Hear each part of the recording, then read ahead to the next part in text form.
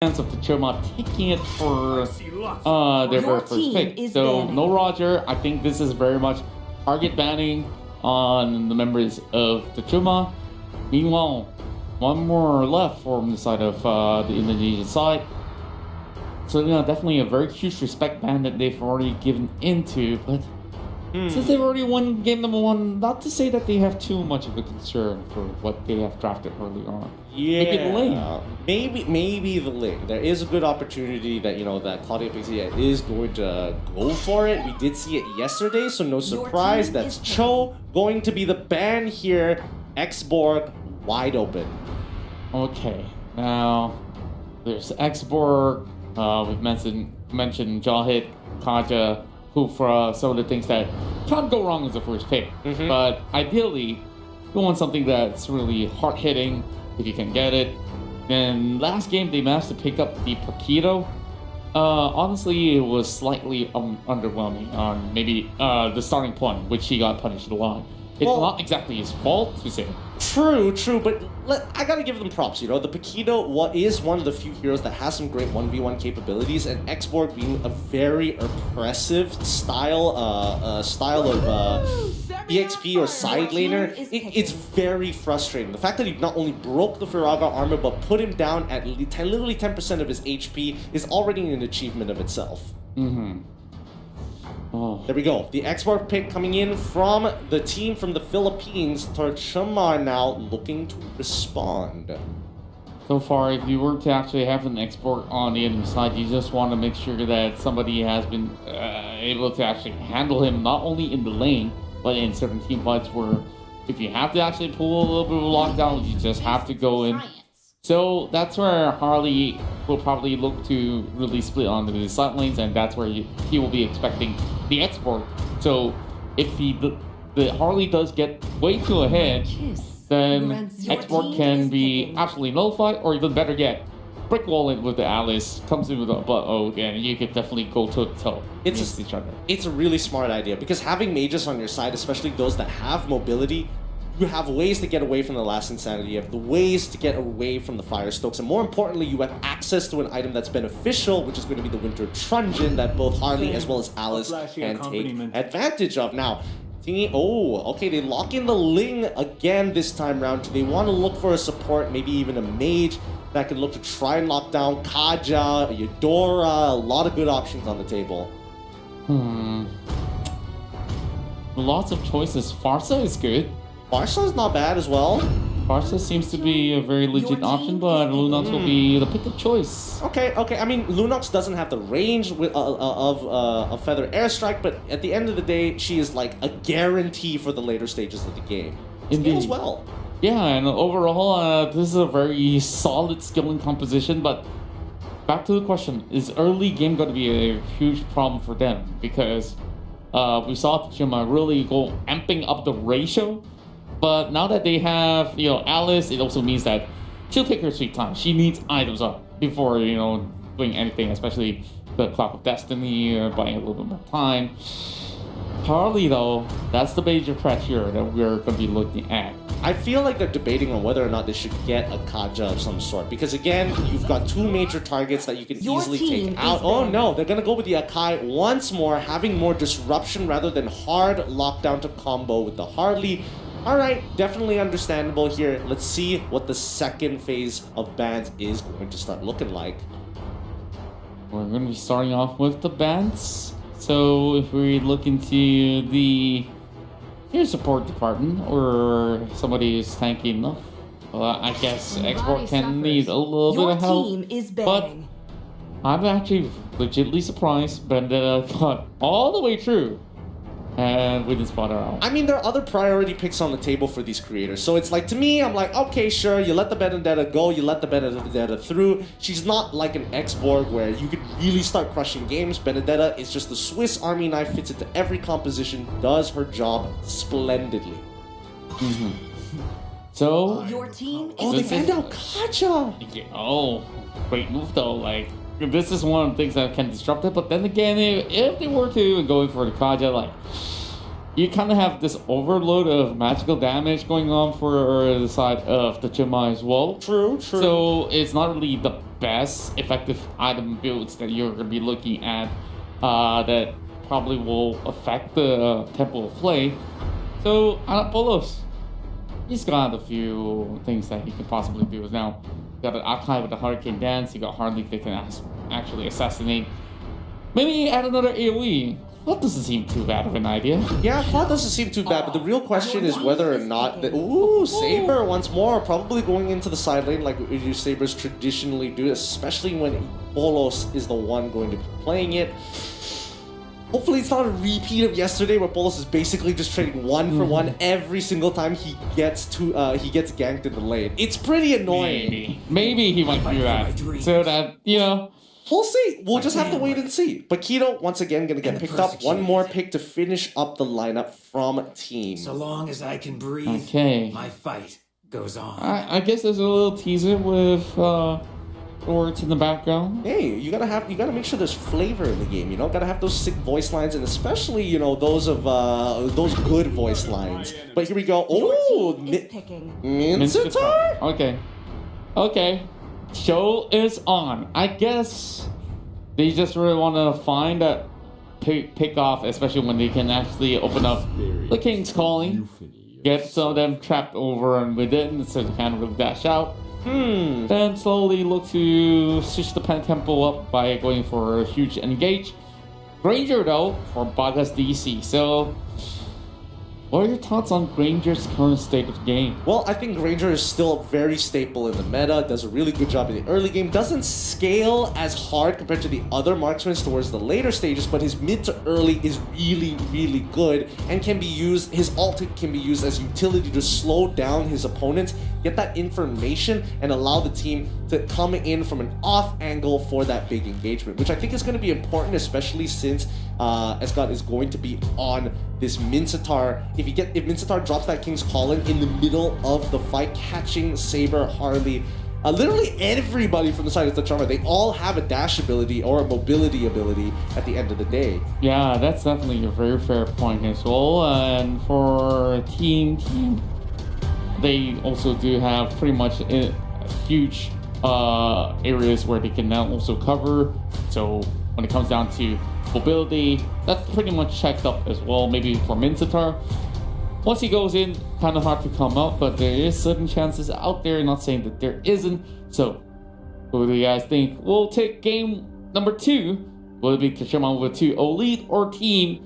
Oh, another reverse sweep potential, I guess. Maybe. So, it's time for us to head into Career Games Rise to Greatness with Facebook Gaming. All right, let's get this show on the road here. Let's see how they're going to be playing overall. See if they're going to be okay with the amount of pressure that they're expecting from Team here. But the Termar, they're going to be looking for the big plays. They're going to be looking for opportunities to pick them off. Team, unfortunately, will have to wait till level 4. And that's going to be the Mincetar. He's got no way to escape, forcing out that flicker here with the help and priority of this Alice from the top side.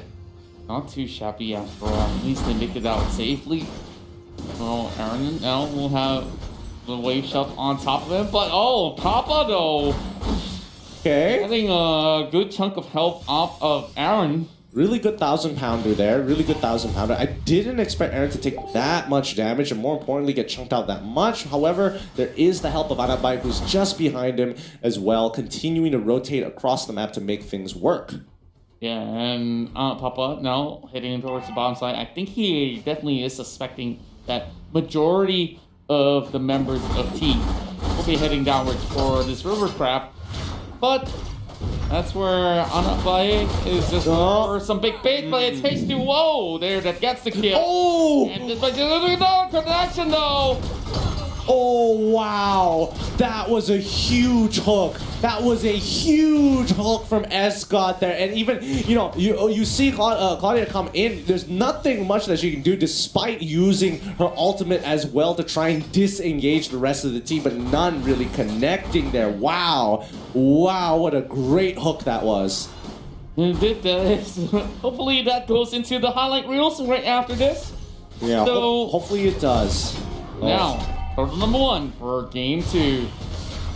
Turtle going to be trying to take away, but Deadly Magic on top of Escott so far. The Brilliance already popped. Harley getting the Mincetar, no big deal, but Aaron, he's in trouble. Flickers on out of there as H2O. He needs this purple buff. Anabai looking to respond here to say hello, but it's already done. He's going to be able to use the hat trick to get on out of there. Anapapa is going to be traded off. However, Rena J trying to go in from the flank ends up losing his own life in the process instead. Yeah, it's too far for any of the members of the likes of Team to follow up now. They really have to respond to the Drake as well.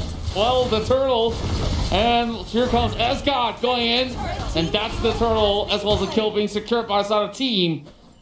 Meanwhile, Escott slowly escorting the rest of them, coming back. And so I guess Team recuperates very, very strongly. Yeah, see, that's the thing. They need to learn the habits and kind of play styles of the Tremont first before they can start looking for the opportunities to kind of go over their heads in these cases. But let's see how this is going to play out, because again, Paquito is dominating this bottom side of the map, and we haven't seen the Tremont really go for anything just yet. Like you can see, Akai, he rotates down and towards that riverside, sees Esgut, and then it's like, they know now, so we got to play this a little bit slower. Deadly Magic already being used, but the Brilliance is able to dodge the second proc of the Deadly Magic. That's really important why they actually go in for this last pick, so that there is that safety net.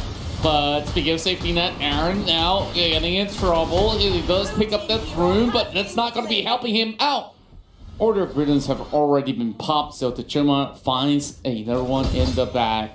Good going for them, and they also counted the timing of the flicker as well. And here comes another invade.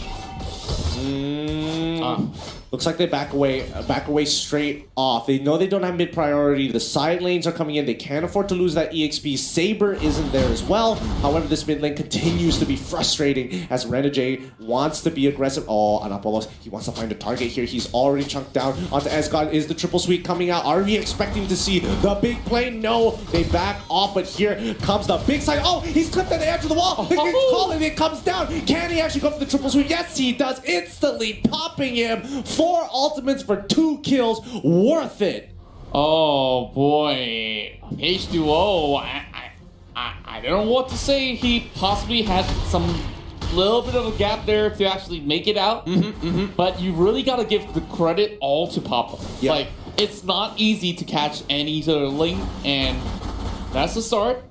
It's one way of calling it. His reaction time, you gotta give it to him. He is fast. Like, he does not miss a beat in those situations. Escott trying to get in on, trying to reset the turtle. It works out. That's so unlucky for the Tremont right now. But as you can see, they want to go for the fully on engagement. Anapolos looking for Rena J, who gets hit by Den. Escott unfortunately must be sacrificed to the Tremont at this point of time. Hurricane Dance a little too good. Anapapa does not, as I say again, miss a beat. Not at all. So far, all looking all too good. 6-4. Only slight differences in goal. Meanwhile, just looking at Renajay, he doesn't really have the flicker left available for the moment. So gotta wait for a while before going in for another commitment in towards the turtle. But good news is that that's going to take 80 seconds. Meanwhile, turtle takes a lot more. So Anapapa was actually going for a steal. I believe that was a flame shot being thrown right there by Anabai. And he won't be able to actually snatch it away, but very valiant attempt nonetheless. Now, Saber, okay.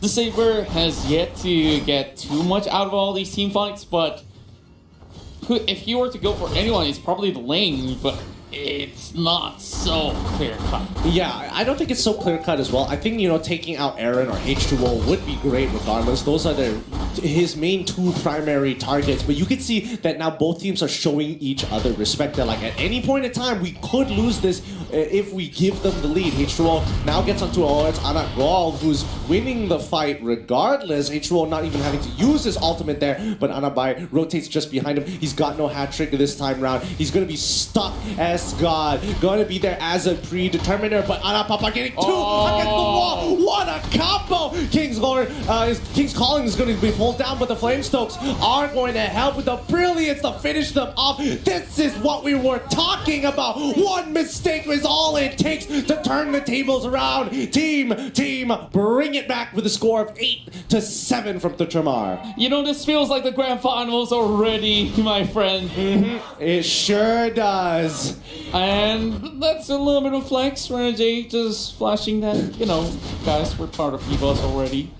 We haven't heard this about yet. Renegade's going to be getting a lot more action in the MPL Philippines. Oh, and I can't wait to see that happen. But for now, let us see how this is going to conclude. Calamity Reaper on Anabai. Very big item here. Endless battle onto Anapolos as well. Or it could be the War Axe. I didn't see that very clearly. But here we go. S-God again hit by the triple sweep. And a KO punch coming in from Renegade. But before the combo goes on long, Anapapa gets in the way with his ultimate. That's going to push the entirety of Team away unless Ling tries to go for another steal. Nope. A little too late. The Tramar quick on the button.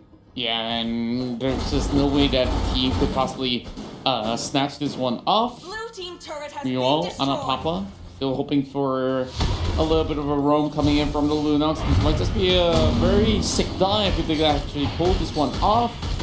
Still has the Order of Brilliance available, so Anagao now tries to pop the blood. Oh, now getting chased upon. How much time can be bought here? Tempest drops are in. Catches nothing instead. Anagao makes it out alive. Oh my goodness, they wasted 2 ultimates there to try and maybe catch this Alice, but it has not been working out for so long. They need to come up with a new plan. They need some fresh ideas because right now they are not getting outclassed, but the macro play, decision-making triple sweep coming out on towards Renegade, instantly putting him down into the dirt with the help of backup, who probably wasn't necessarily needed there, but it's good to have the security. Yeah, and now, right now we do see more of the defensive views are being brought right forward as well. Oh, here comes the big flank! And H2O finally gets this one in the back. Now with the Tempest as well. Claudius getting a 1 versus 1.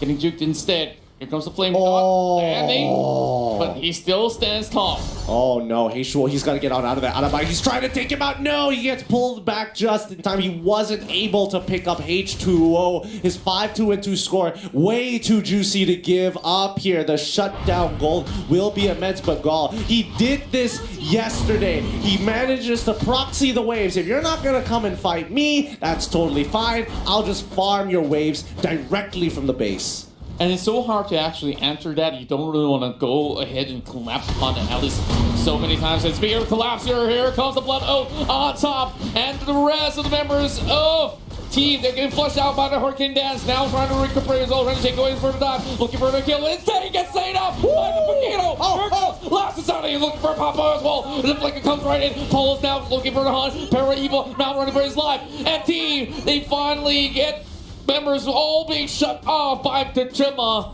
It's going to be 4 members sustaining it all from the Indonesian side. Meanwhile, team only has 2 more left. Holy! I mean, this game cannot get any better than this. Oh no, Anabai, is he actually going to win this? He's going for the full-on 1v1! Flame shot for the win! Anabai wins out his 1v1 against H2O. No retribution. Unfortunate for him, but Flame shot gets him the damage he needs. Are you kidding me? Anabai! He's too good. That is too good. It's literally in his name. Anabai, the best son. Best son. Truly, best boy. Best boy. Best boy for sure. Oh, wait, no. Are they setting up this play? Oh, they hit into the brush the entire time. They have no idea. No!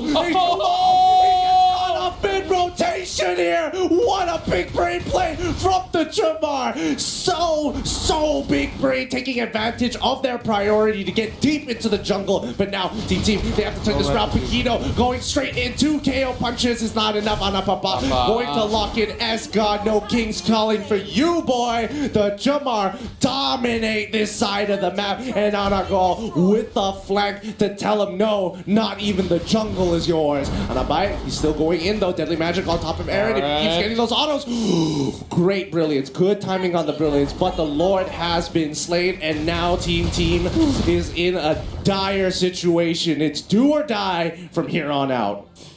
Well, it looks like you might just be fishing the barrels right now. Yeah. Like, after all these massive plays that they tried to pull out, but Team, they get outplayed. Like, I think face checking is the one thing. I mean, that's not even, But to be the fair. 1 versus 1s were something else. Yeah, I would say the 1 versus 1s definitely showed a lot more skill compared to the big brain down by bottom side. And but I do appreciate both, you know, the micros and the macros. The question is whether Team can actually hold out long enough here.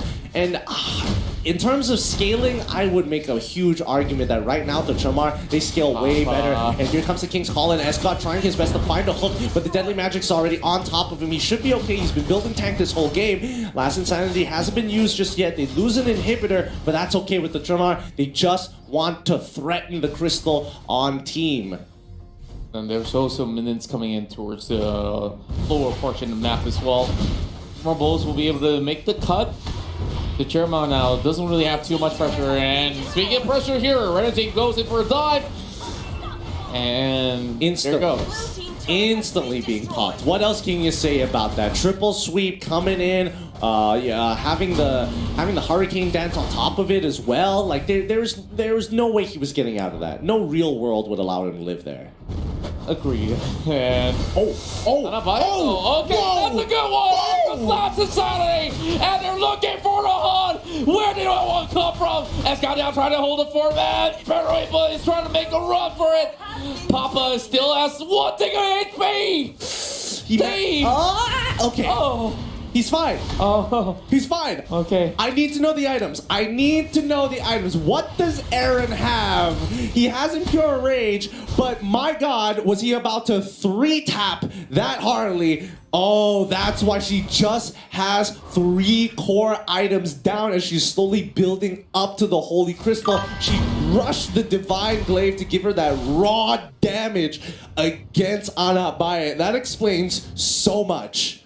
Oh, that's one hard-hitting Lunox, I'll tell you that. Copy the build right now. This is what you need to do from time to time. Yeah. So, oh my goodness. Bagas DC, Claudia, she's going to be on her way. She already has the Malefic Roar as well, so this could be a pretty good situation for the Jamar here. But let's look at the 1v1 back up top. Anabaye up against the man in the myth, the legend, H2O. He dies off anyway. The mechanics, Anabaye defeats H2O in that 1v1 again. And unfortunately, Flame Shot makes a significant difference when it comes to the micro mechanics, prevents him from getting that dash in. And now Anapapa does decide to try and get into that backline, but Anapolos is taking way too much damage from that triple sweep. The King's Calling is stopping him from going any forward. Finally, Anapapa goes in for that ultimate as well. They manage to pull through. Call in the front. That's it. That's game. There's nothing more to say. The Jamar with a clean 2-0. Say what? The Jamar here is here to stay. And they have wreaked havoc, and they've managed to also beat down one of the hot